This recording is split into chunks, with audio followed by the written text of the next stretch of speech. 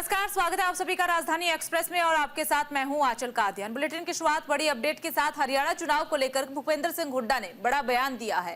पूर्ण बहुमत से आएगी कांग्रेस, भूपेंद्र सिंह हुड्डा की तरफ से ये बड़ा बयान दिया गया है। मुख्यमंत्री के चेहरों को लेकर हुड्डा का बड़ा बयान, कहा कि सीएम के चयन के लिए पार्टी विधायकों से राय ली जाएगी, उसके बाद चेहरा तय किया जाएगा। कुमारी सैलजा और रणदीप सुरजेवाला सीएम पद के दावेदार, आखिर फैसला जो रहेगा वो आला कमान ही तय करेगा। तो देखिए, आपको बता दें हरियाणा में कल ही मतदान हुआ है। ऐसे में भूपेंद्र सिंह हुड्डा का बड़ा बयान सीएम फेस को लेकर सामने आया। कहा कि सीएम का चयन जो है वो पार्टी विधायकों से राय लेकर के किया जाएगा, साथ ही अंतिम फैसला आला कमान का ही होगा। हरियाणा के पूर्व मुख्यमंत्री भूपेंद्र सिंह हुड्डा ने दावा किया है कि राज्य में कांग्रेस की पूर्ण बहुमत के साथ सरकार बनने जा रही है। साथ ही उन्होंने दोहराया कि पार्टी के विधायकों से राय लेने के बाद आला कमान जो है वो मुख्यमंत्री के चेहरे का फैसला भी करेगा।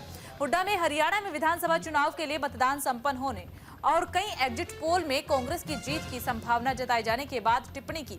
उन्होंने रोहतक स्थित अपने घर में संवाददाताओं से कहा कि हम पूर्ण बहुमत के साथ सरकार बनाने जा रहे हैं। तो भूपेंद्र सिंह हुड्डा का कॉन्फिडेंस जो है वो काफी हाई नजर आ रहा है एग्जिट पोल के बाद। साथ ही सीएम फेस को लेकर जो कयास लगाए जा रहे थे कि सीएम फेस अगर कांग्रेस सत्ता में आती है तो किसे बनाया जाएगा, क्योंकि कतार लंबी है सीएम फेस के लिए। न केवल भूपेंद्र सिंह हुड्डा बल्कि रणदीप सुरजेवाला और साथ ही साथ कुमारी सैलजा भी सीएम फेस की लाइन में नजर आ रहे हैं। ज्यादा जानकारी के लिए ग्राउंड जीरो का रुख कर लेते हैं। सहयोगी वीणा अरोड़ा हमारे साथ जुड़ी हुई है। वीणा, देखिए, भूपेंद्र सिंह हुड्डा की तरफ से बयान सामने आया, कहा कि पूर्ण बहुमत से सरकार हम बनाने जा रहे हैं, लेकिन इसके इत्र उनसे जब सीएम फेस को लेकर बात कही गई तो उन्होंने कहा कि फैसला जो है वो विधायकों से राय ली जाएगी, अंतिम फैसला आला कमान का होगा। इस पूरे बयान को लेकर किस तरीके से देखा जाए? क्या वो इशारा कर रहे थे कि आला कमान मुझे ही तय करेंगे, या फिर विधायकों की राय लेना जरूरी यहाँ पर हो गया है? यहाँ पर बिल्कुल मैं बताना चाहूंगी, जिस तरह से कल वोटिंग हुई है और जो एग्जिट पोल आए हैं हरियाणा के, जो भाजपा के जो मुख्यमंत्री और प्रदेश अध्यक्ष जहाँ इसके एग्जिट पोल को नकार रहे हैं, तो वहीं भूपेंद्र सिंह हुड्डा हरियाणा में जिस तरह से एग्जिट पोल आया उसको लेकर बहुत ही खुश नजर आ रहे हैं। क्योंकि अगर हम एग्जिट पोल की बात करें तो भाजपा को 19 से 22 सीटें मिल रही हैं और कांग्रेस को अगर हम बात करें तो 45 से 54 सीटें जो है कहीं ना कहीं मिलने का अनुमान दिया लगाया जा रहा है। अगर हम सीएम केस की बात करें तो पहले लिस्ट को लेकर कहीं ना कहीं जो है जो लिस्ट प्रत्याशियों को लेकर लिस्ट में दे रही थी, तो वही जब सीएम केस को लेकर 3 चेहरे जो सामने आ रहे, जिसमें भूपेंद्र सिंह हुड्डा है, रणदीप सुरजेवाला है और कुमारी सैलजा है।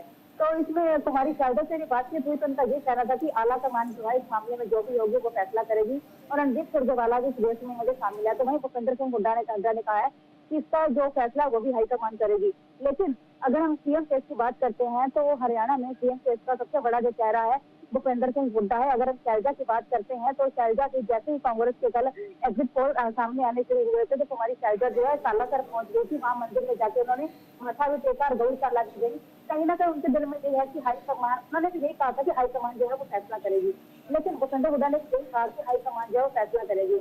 लेकिन अगर हम बात करते हैं तो ये बातें सामने आई थी कि अगर जो सीटें हैं 45 से 50 तक आती हैं तो सीएम फेस का भूपेंद्र सिंह हुड्डा का रहेगा और अगर सीटें 55 से 60 के बीच आती हैं तो सीएम फेस सैलजा का रहेगा। ऐसे में हो सकता है कि जिस तरह से सैलजा के चेहरे पर एक अजीब सी खुशी और चमक दिखाई दे रही है, क्योंकि भाजपा ने 10 साल हरियाणा पर राज किया, सत्ता भाजपा की रही है, लेकिन अब 10 साल बाद कांग्रेस की वापसी जो हरियाणा में हो रही है उसकी जो रंगत, जिसकी जो चमक है भूपेंद्र सिंह हुड्डा के चेहरे पर भी है, कुमारी सैलजा के चेहरे पर भी है। जिस तरह से कुमारी सैलजा ने तो सालासर मंदिर में पहुंचकर माथा टेका, गौशाला गए, वहां जाकर गौों को चारा खिलाया, लेकिन कहीं ना कहीं उनके चेहरे की चमक से जरूर बता रही है। हो सकता है कि उनको ये है कि हाई कमान हो सकता है उनको सीएम केस के लिए ठहराए। जी ठीक है वीणा, देखिए, चुनाव प्रचार के अंतिम दिन का यहाँ पर जिक्र करेंगे। चुनाव प्रचार के अंतिम दिन कुमारी सैलजा प्रचार से गायब थी। ये कोई नई बात नहीं थी, क्योंकि पूरे प्रचार ही गायब नजर आई है कुमारी सैलजा। सोनिया गांधी से मुलाकात हुई थी। मुलाकात के बाद उन्होंने एक इंटरव्यू में ये बात कही थी कि जरूरी नहीं हर बार हरियाणा में सीएम जाट चेहरा हो, एक ही चेहरा रिपीट किया जाए।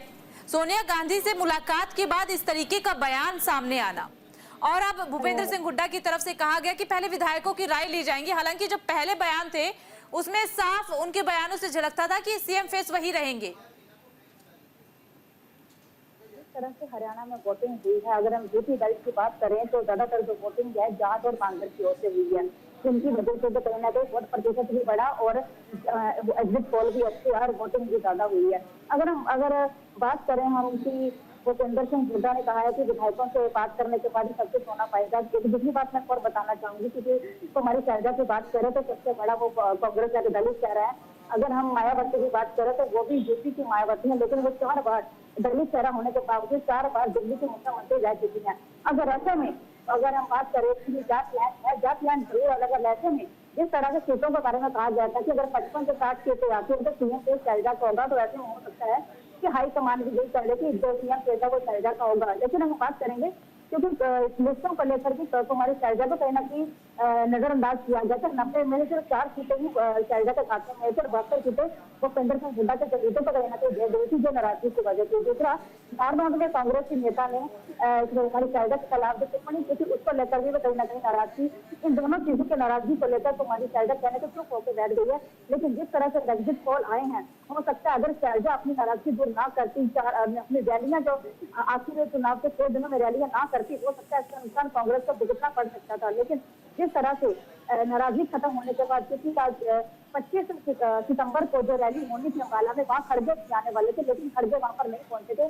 चलिए ठीक है वीना, बहुत बहुत शुक्रिया आपका तमाम जानकारी साझा करने के लिए। तो विधानसभा चुनाव 2024 के एग्जिट पोल पर हरियाणा के मुख्यमंत्री सैनी का बयान भी सामने आया है। हरियाणा के सीएम नायब सिंह सैनी ने कहा है कि 8 तारीख को बीजेपी सरकार बना रही है। इसी के साथ उन्होंने ये भी जिक्र किया है कि उनके पास रिपोर्टर्स हैं, जिसका हवाला देते हुए उन्होंने कहा है कि जनता जवाब देगी और कांग्रेस कहेगी कि ईवीएम खराब है।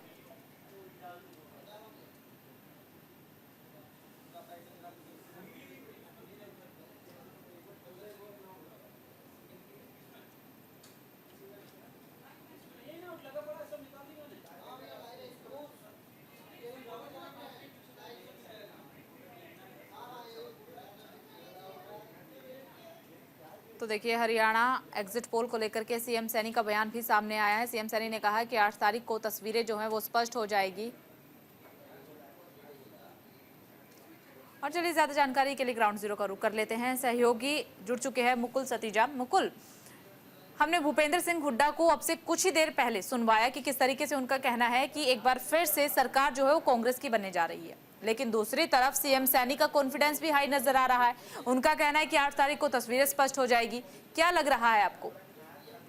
बिल्कुल देखिए, इस बारी हरियाणा का चुनाव जो है बेहद ही दिलचस्प हो चुका है, क्योंकि लगातार कांटे की टक्कर देखी जा रही है। आपको बात करें कि एक तरफ नायब सैनी बयान कर रहे हैं कि मैं सीएम बनने जा रहे हैं, यानी कि बीजेपी सरकार इस बारी जीत रही है, वहीं और दूसरी ओर जब भूपेंद्र हुड्डा लगातार बयान दे रहे हैं कि हमारी सरकार बन रही है। ऐसे में देखना होगा कि 8 तारीख जब काउंटिंग होगी तब किसकी सरकार बनती है, क्योंकि लगातार नायब सैनी का बयान है कि 8 तारीख को जनता तय करेगी कि आखिरकार सरकार किसकी बनी। और एक बड़ा अंश जो है कांग्रेस पार्टी पर भी करते हुए नजर आ रहे हैं। वो कह रहे हैं कि 8 तारीख को ये बोलेंगे, यानी कि कांग्रेस बोलेगी कि ईवीएम हैक कर रखी है। इस तरीके का बयान जो है लगातार देखने को सामने आ रहा है। लेकिन देखने वाली बात होगी जब 8 तारीख को नतीजे आएंगे। देखिए मुकुल, ये तो रिजल्ट जो है वो 8 तारीख को आएंगे ही, तस्वीरें तो स्पष्ट हो जाएंगी, लेकिन बड़ी बात ये है कि सीएम सैनी की तरफ से इस बात का जिक्र किया गया है एग्जिट पोल।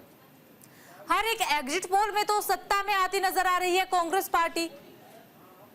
बिल्कुल देखिए, वही कि सीएम जो नायब सैनी है उन्होंने एक बड़ा बयान दिया है कि 8 तारीख को हमारी सरकार बनी। हालांकि इस बात को लेकर भी जो उन्होंने कहा है कि जब जनता तय करेगी, और उसके बाद जो कांग्रेस पर लगातार तंज कसते हुए नजर आ रहे हैं। और ऐसे में कहा गया है कि कांग्रेस की जब सरकार थी 10 साल, उन्होंने लोगों को परेशान करने का काम किया है। सेंटरों के लिए उनको लाइनों में लगना पड़ता, कई दिन इंतजार करने थे। और ऐसे में अगर एग्जिट पोल की बात करें, लगातार उसमें साफ तौर पर देखा जा रहा है कि कांग्रेस की सरकार जो कहीं ना कहीं ऊपर दिखती हुई नजर आ रही है। लेकिन वही नायब सैनी का ये दावा है कि 8 तारीख जब आने वाली 8 तारीख जब वोटिंग होगी तो उसके बाद जो है बीजेपी की सरकार बन रही है और हम सरकार जो मैं सीएम बन रहा हूँ। नायब सैनी का एक बड़ा बयान जरूर आज सामने आता है। जी ठीक है मुकुल, जैसा कि आपने कहा कि सीएम सैनी की तरफ से ये भी कहा गया है कि हम तो सत्ता में आएंगे ही आएंगे, लेकिन उन्होंने सीएम फेस को लेकर भी जिक्र कर दिया कि सीएम तो मैं ही बन रहा हूं। लेकिन क्या सीएम को लेकर बीजेपी में कहीं ना कहीं नोकझोंक देखने को मिल सकती है? क्योंकि अनिल विज भी दावा कर रहे हैं, इशारों में वो कई बार कह चुके हैं कि वो सीएम जरूर बनना चाहते हैं, दिलचस्पी है उनकी सीएम बनने में। बिल्कुल देखिए, कहीं ना कहीं बिल्कुल साफ तौर पर देखा भी जा सकता है, क्योंकि पिछले दिनों भी अनिल विज का एक बयान सामने आया था कि मैं सीएम पेश का दावेदार हूं, मैं बनना चाहता हूं सीएम, अगर सरकार मौका देती है मैं सीएम जरूर बनूंगा। और हालांकि नायब सैनी कह रहे हैं कि मैं सीएम बनूंगा। कहीं ना कहीं इस तरीके की जो बयानबाजी है वो आपसी पार्टी में भी देखी जा रही है। और अनिल विज का साफ तौर पर कहना है कि अगर सरकार मुझे मौका देगी मैं बिल्कुल सीएम बनना चाहूंगा। और नायब सैनी ने भी आज पंचकुला में प्रेस वार्ता के दौरान ये साफ कर दिया है कि सरकार हमारी बन रही है और सीएम मैं बन रहा हूँ। जी चलिए ठीक है, बहुत बहुत शुक्रिया आपका तमाम जानकारी साझा करने के लिए। हरियाणा विधानसभा चुनाव 2024 के एग्जिट पोल पर कांग्रेस सांसद कुमारी सैलजा का ये कहना है कि 60 से अधिक सीटों पर कांग्रेस की जीत होगी। बहुत अच्छे ढंग से सरकार जो है वो कांग्रेस की बनने जा रही है। इसी के साथ उन्होंने अपनी बात को आगे बढ़ाते हुए कहा कि लोगों का जो मूड है वो बदलाव का नजर आ रहा है। लोग कांग्रेस की ओर देख रहे हैं कि अच्छे से सत्ता में कांग्रेस पार्टी को लेकर के आया जाए। कांग्रेस एक अच्छा विकल्प है। पिछले 10 सालों का बीजेपी का जो भी शासन रहा है उसमें अब विपरीत हो रहा है, उससे विपरीत कोई सरकार चाहिए और एक नजर जो है लोगों की वो कांग्रेस की तरफ है। लोग चाहते हैं कि सत्ता में कांग्रेस पार्टी आए।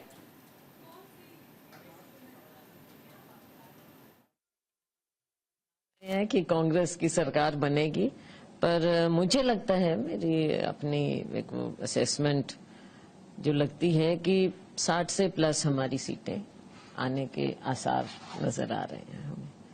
बहुत अच्छे ढंग से सरकार बनेगी, लोगों का मूड है और बदलाव का भी मूड है। और कांग्रेस की ओर देख भी रहे हैं कि कांग्रेस एक अच्छा वायबल ऑल्टरनेटिव है, जो पिछले 10 साल का जो हरियाणा को पीछे ले गए भारतीय जनता पार्टी का जो शासन रहा उससे अब विपरीत हो और लोगों की सरकार बने। तो हरियाणा विधानसभा चुनाव के एग्जिट पोल को लेकर सब अपनी अपनी जीत का दावा कर रहे हैं। इस बीच हरियाणा विधानसभा चुनाव के एग्जिट पोल पर अंबाला कैंट विधानसभा क्षेत्र से बीजेपी उम्मीदवार अनिल विज ने भी बयान दिया है। अनिल विज ने कहा है कि जमीन पर ऐसी स्थिति नहीं है, हम सभी सारी रिपोर्ट्स देख रहे हैं, इकट्ठा कर रहे हैं। मतदान प्रतिशत को देखें तो भूपेंद्र सिंह हुड्डा के प्रति 5% कम ही मतदान हुआ है। इसका मतलब यह है कि कांग्रेस के प्रति लोगों का जो आकर्षण है वो कम हुआ है। हम हमारे अतिरिक्त सर्वेक्षण के की भी बात करेंगे कि किस तरीके से सत्ता में हम आने वाले हैं। हम जो एग्जिट पोल है उस पर तो नजर बनाए हुए, लेकिन हमने अपना इंटरनल एग्जिट पोल भी ऑब्जर्व किया है।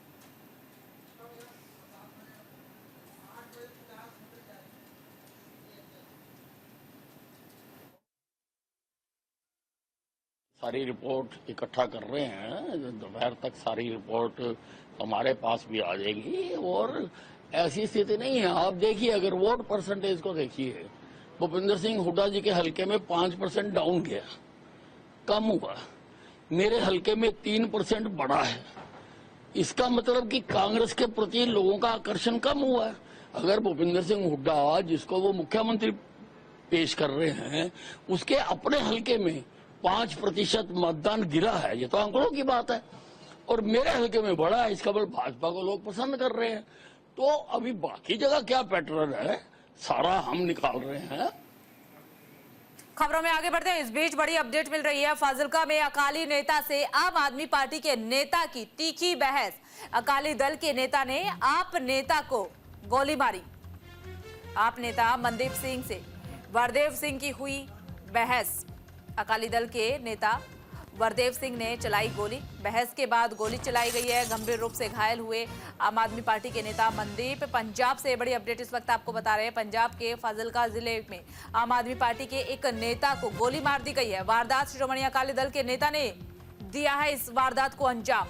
पूर्व सांसद जोरा सिंह मान के बेटे वरदेव सिंह नोनी मान फाजिल्का के बीडीपीओ ऑफिस आए थे। वो स्कूल से जुड़ी हुई फाइल को मंजूर करने की मांग कर रहे थे, लेकिन बीडीपीओ ने उनका अनुरोध जो है वो ठुकरा दिया।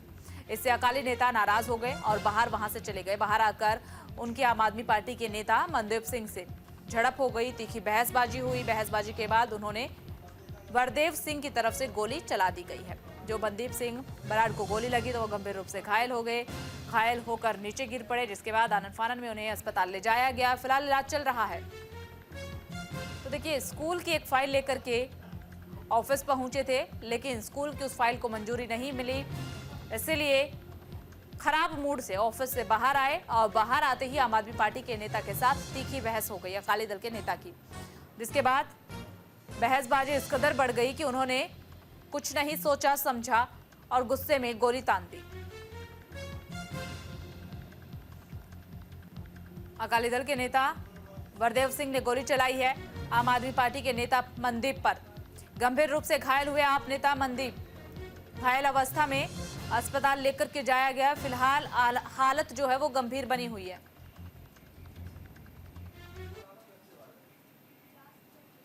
तो उधर पंजाब में मुख्यमंत्री भगवंत मान ने बड़ी पहल की है। पंजाब में पराली को लेकर के नई योजना बनाई गई है। मशीनरी की खरीद पर 80% तक सब्सिडी मिलेगी। सहकारी बैंक से मिलेगा लोन। अब मशीनरी खरीद पाएंगे किसानों को सहकारी बैंकों से कर्ज भी मिलेगा। तो पंजाब से बड़ी अपडेट इस वक्त आपको बता रहे हैं। दरअसल पराली जलाने का जो मामला है वो कोर्ट तक भी पहुंचा हुआ है। पंजाब हरियाणा सरकार पर लगातार कोर्ट की तरफ से फटकार लगाई जा रही है। सवाल पूछा जा रहा है कि आप कदम क्या उठा रही हैं ताकि पराली जलाने पर रोक लगाई जा सके। ऐसे में नई पहल की शुरुआत जो है वो पंजाब ने तो कर दी है। पंजाब में किसानों को पराली जलाने से रोकने के लिए सरकार ने नई पहल की शुरुआत की है। सरकार की ओर से किसानों से 50 से 80% सब्सिडी पर मशीनरी मुहैया कराई जाएगी ताकि मशीन खरीद पाए किसान मशीनरी खरीद पाएंगे।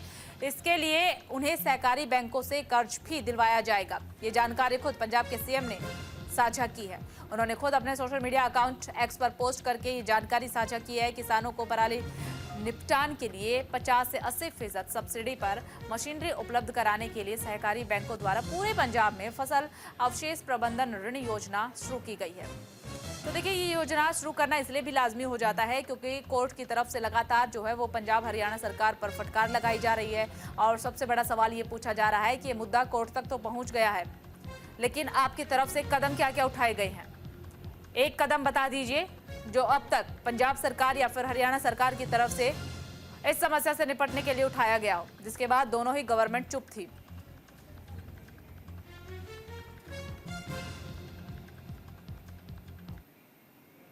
उधर पाकिस्तान अपनी नापाक हरकतों से बाज नहीं आ रहा है। आए दिन बॉर्डर पर ड्रोन की दस्तक और नशीले पदार्थ जो है वो बरामद हो रही है। बीएसएफ और थाना खालिदा की पुलिस की ओर से संयुक्त सर्च ऑपरेशन के दौरान जिले के अंतर्गत भारत पाकिस्तान सीमा के पास खेतों से हेरोइन की एक पैकेट बरामद की गई है, जिसमें से 506 ग्राम हेरोइन कब्जे में ले ली गई है। पुलिस ने आगे की जांच शुरू कर दी है। जानकारी देते हुए डीएसपी प्रीतिंदर सिंह ने जानकारी दी है कि गुप्त सूचना के आधार पर पूरी कार्रवाई को अंजाम दिया गया है और बीएसएफ 103 बटालियन अमरकोट के सहयोग से गांव डल में सर्च अभियान चलाया गया है।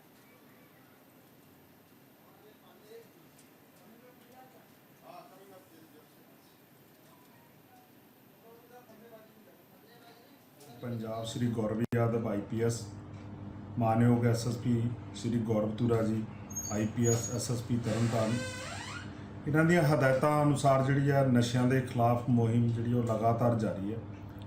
ਅੱਜ ਸਬ ਡਿਵੀਜ਼ਨ ਭਿੱਖੀ ਪਿੰਡ ਦੇ ਥਾਣਾ ਖਾਲੜਾ ਨੂੰ ਵੱਡੀ ਸਫਲਤਾ ਹਾਸਲ ਹੋਈ ਜਦੋਂ ਉਹਨਾਂ ਨੂੰ ਇਨਫੋਰਮੇਸ਼ਨ ਮਿਲੀ ਵੀ ਇੱਕ ਪੀਲੇ ਰੰਗ ਦਾ ਪੈਕਟ ਅਜੀਤ ਸਿੰਘ ਸਾਨੂੰ ਮੇਜਾ ਸਿੰਘ ਜਿਹੜੇ ਡਲ ਦੇ ਰਹਿਣ ਵਾਲੇ ਆ ਉਹਨਾਂ ਦੇ ਖੇਤਾਂ ਦੇ ਵਿੱਚ ਪਿਆ। ਇਸ ਦੀ ਤੁਰੰਤ ਇਨਫੋਰਮੇਸ਼ਨ ਜਿਹੜੀ ਆ BSF ਨੂੰ ਦਿੱਤੀ ਗਈ ਤੇ ਦੋਵਾਂ ਏਜੰਸੀਆਂ ਵੱਲੋਂ ਜਿੱਦਾਂ ਅਸੀਂ ਹਮੇਸ਼ਾ ਹੀ ਕਰਦੇ ਆ ਰਲ ਕੇ ਇਹਦਾ ਸਰਚ ਆਪਰੇਸ਼ਨ ਕੀਤਾ ਗਿਆ ਤੇ और अब खबर गुरुग्राम से है, जहां पर SGT मेडिकल कॉलेज के सामने पुलिस के नीचे किसी अज्ञात व्यक्ति का शव कपड़े में लिपटा हुआ पानी में पड़ा हुआ मिला है। घटना की जानकारी गुरुग्राम पुलिस टीम की तरफ से दी गई है, जिसके बाद पुलिस और क्राइम ब्रांच की टीम इस पूरे मामले की जांच पड़ताल में जुटी गई है। तो वहीं अब पुलिस ने जांच पड़ताल कर पूरे मामले का खुलासा किया है। हत्या करने की वारदात को अंजाम देने वाले 2 आरोपियों को गिरफ्तार भी कर लिया गया है। जानकारी के मुताबिक पुराने मुकदमे को वापस लेने की बात हुई थी, कहासुनी हुई और बाद में कहासुनी के बाद आरोपियों ने इस वारदात को अंजाम दिया है। तो गुरुग्राम से ये जानकारी आपको दे रहे हैं, जहां पर पुराने मुकदमे को लेकर के बहसबाजी हुई थी। बहसबाजी के बाद गुस्सा इतना फूट गया कि लोगों ने इस पूरी वारदात को अंजाम दिया गया। पुलिस की तरफ से इस पूरे मामले को लेकर के खुलासा किया गया। आपको बता दें कि पुलिस और क्राइम ब्रांच की टीम इस पूरे मामले की जांच पड़ताल में जुट गई थी। तो वहीं पर अब पुलिस ने जांच पड़ताल का पूरा खुलासा कर दिया है। कहा है कि हत्या करने की वारदात को अंजाम देने वाले दोनों ही आरोपियों को गिरफ्तार कर लिया गया है। हत्या की वारदात को अंजाम इसलिए दिया गया था क्योंकि पुराने मुकदमे को लेकर के कहासुनी हुई थी। कहासुनी के बाद इस पूरी वारदात को अंजाम दिया गया था। शव भी बरामद कर लिए गए हैं, साथ ही 2 आरोपियों को गिरफ्तार किया गया है। जानकारी ये मिल रही है कि पुराने मुकदमे को वापस लेने की बात हुई थी, उसके बाद कहासुनी हुई। कहासुनी में आरोपियों ने इस पूरी वारदात को अंजाम दिया गया। हरियाणा के गुरुग्राम से एक खबर आपको बता रहे हैं। 10/2024 को पुलिस चौकी बुडेड़ा गुरुग्राम में सूचना प्राप्त हुई कि एक एसजीटी मेडिकल कॉलेज बुडेड़ा गुरुग्राम के सामने एक गंदे नाले में एक व्यक्ति का शव पड़ा हुआ है। जिस सूचना पर पुलिस टीम मौके पर पहुंची। मौके पर पहुंचने पर देखा कि एक व्यक्ति का शव पानी में गंदे नाले के अंदर तैर रहा है, जिस पर उच्च अधिकारी को सूचना दी गई। हरियाणा में 90 विधानसभा क्षेत्र के लिए एकल चरण का मतदान काफी हद तक शांतिपूर्ण तरीके से संपन्न हो चुका है। मतदान सुबह 7 बजे से शाम 6 बजे तक हुआ है और समाज के सभी वर्गों ने बढ़ चढ़ करके इस लोकतंत्र के पावन पर्व में हिस्सा लिया है, मतदान किया है। मतदान केंद्रों पर कतारों में खड़े हुए लोग नजर आए। न केवल एक वर्ग के बल्कि सभी वर्ग के लोग पहुंचे थे। बुजुर्ग मतदाताओं की एक बड़ी आबादी के साथ 100 साल से अधिक आयु के कई लोग उत्साह के साथ चुनावी उत्सव में भाग लेते नजर आए। कुल 1031 उम्मीदवार जो है वो चुनावी मैदान में थे, जिनमें से 101 महिला उम्मीदवार थी। शाम 7 बजे तक मतदान परसेंटेज जो है वो 61.19% रहा है। 2024 लोकसभा चुनाव में हरियाणा में मतदान केंद्रों पर 64.8% मतदान हुआ था और विधानसभा चुनाव में 61.19%। तो कुछ परसेंटेज जो है वो कम रहा है। 1031 कैंडिडेट इस बार चुनावी मैदान में थे। सभी की किस्मत ईवीएम में कैद हो चुकी है। 8 अक्टूबर को ईवीएम खुलेगी, किस्मत का फैसला आएगा। हालांकि इस चुनाव के दौरान कहीं से छुटमुट झड़प की खबरें भी मिली थी। रेवाड़ी से एक खबर ये भी मिली थी जहां पर करीब 1 घंटे तक ईवीएम बंद रही, लेकिन सभी समस्याओं को सुलझा लिया गया था। शांतिपूर्ण ढंग से हरियाणा विधानसभा चुनाव जो है वो संपन्न हो चुका है। 90 सीटों पर चुनाव हुआ है। एक ही चरण में सभी सीटों पर मतदान संपन्न हो चुका है। सभी वर्ग के लोगों ने बढ़ चढ़ करके इसमें हिस्सा लिया। देखिए कुछ तस्वीरें भी आपको दिखा रहे हैं। फिलहाल शाम 7 बजे तक तो शिरोमणि अकाली दल के नेता बिक्रम सिंह मजीठिया ने पंजाब के सीएम भगवंत मान पर बड़ा आरोप लगाया है। उन्होंने कहा है कि मुख्यमंत्री के सलाहकारों ने हवाला के जरिए पैसा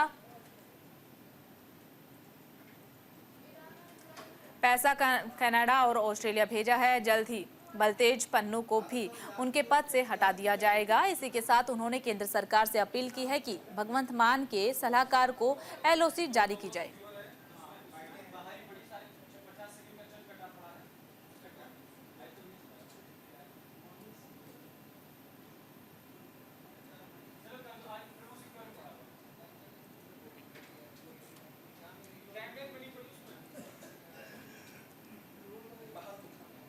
तो देखिए शिरोमणि अकाली दल के नेता बिक्रम सिंह ने पंजाब के सीएम भगवंत मान पर बड़ा आरोप लगाया है। कहा है कि मुख्यमंत्री के सलाहकार ने हवाला के जरिए पैसा जो है वो कनाडा और ऑस्ट्रेलिया भेजा है। जल्द ही बलतेज पन्नू को भी उनके पद से हटा दिया जाएगा। इसी के साथ उन्होंने केंद्र सरकार से अपील की है कि भगवंत मान के सलाहकार को एलओसी जारी की जाए।